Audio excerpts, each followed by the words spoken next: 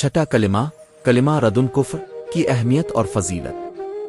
چھٹا کلمہ ایک ایسا عظیم ذکر ہے جو ایمان کی حفاظت اور کفر و شرک سے مکمل برات کا اعلان ہے۔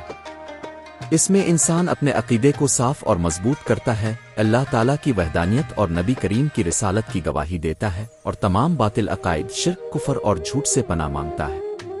اہمیت: ایک، ایمان کی تجدید۔ یہ کلمہ پڑھنے سے ایمان تازہ ہوتا ہے اور عقیدہ مزید مضبوط ہوتا ہے۔ دو، شرک و کفر سے برات۔ یہ اعلان ہے کہ بندہ ہر طرح کے شرک، کفر اور جھوٹے معبودوں سے بیزار ہے۔ تین، دل کی صفائی۔ اس کے ذریعے دل میں موجود شک، وسوسے اور باطل خیالات کا خاتمہ ہوتا ہے۔ چار، آخرت میں نجات کا سبب۔ ایمان کی حفاظت آخرت میں کامیابی کی ضمانت ہے، اور یہ کلمہ اسی مقصد میں مددگار ہے۔ فضیلت: نبی نے فرمایا، جو شخص اخلاص کے ساتھ لا الہ الا اللہ کہے وہ جنت میں داخل ہوگا۔ صحیح بخاری و مسلم۔ یہ کلمہ انسان کو اللہ کی توحید پر قائم رکھتا ہے اور گناہوں سے توبہ کی طرف راغب کرتا ہے۔